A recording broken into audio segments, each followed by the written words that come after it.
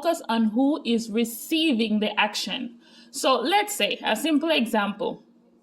My dad writes a book. In that sentence, my dad is the person doing the action. A book is the thing that is receiving the action. Okay? Well, in the passive voice, we focus on the thing. What or who is receiving the action in the situation. Okay? So that's it. After, we're going to see the complete structures. But Ali, I wanted to explain like when we prefer to use the passive voice over the active voice.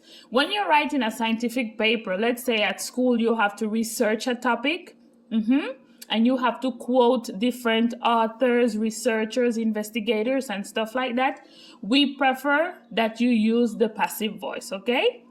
When you're talking about a general or public opinion, like people said, we prefer to use the passive voice, okay? It makes it sound more formal.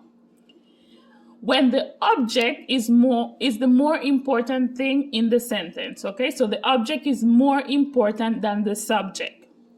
And whenever, if you listen to the news, when you're reporting news or crime scenes, you will hear that they prefer to use the passive voice, okay?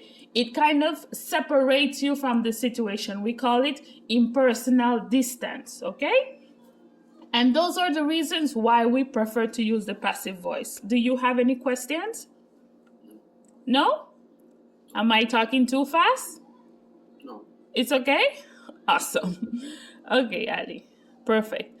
So, how do we create the passive voice? Okay, that's the big question here. We need two important things. We need the verb to be, okay? And I think when you start learning English, it's one of the verbs that we see all the time. We see to be all the time. I am, you are, he, she, it is, we are, they are, okay? So you should know it by heart. Am I right? Yeah. Perfect. But after that, Ali, we have what is called the past participle, okay? I'm going to give you a list of words, the most common words conjugated in the present, the past, and the past participle, okay? We're going to see a few examples throughout this class. But that's how we create the passive voice. We need the verb to be, and we need past participle. I have a question, Ali. For example, in English or any other language, when we talk in the active voice, we can use a lot of tenses. Tenses or times. Present, past, future, present continuous, all of that. Yeah? Do you think we can also use all those times in the passive voice? I think, yeah. You think, yeah? Okay, that's a great answer. Yes. So the same tenses that we use in the active voice, we can also convert them into the passive voice. Awesome. Okay, Ali. Did my screen change? Yeah. Perfect. Okay, so here we're going to analyze an example. John writes a book. Who is doing the action?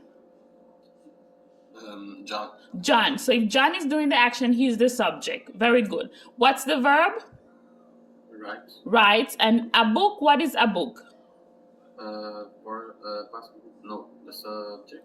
It's the object, it's the thing, something in the sentence. Very good, Ali. Okay? Very good. So we have the subject, the verb, and the object. As I mentioned before, the active voice, we're going to switch. So if we start with John, like the person who is doing the action, in this case, we're going to focus on who is receiving the action. So we're going to focus on a book. Okay, Ali? Perfect.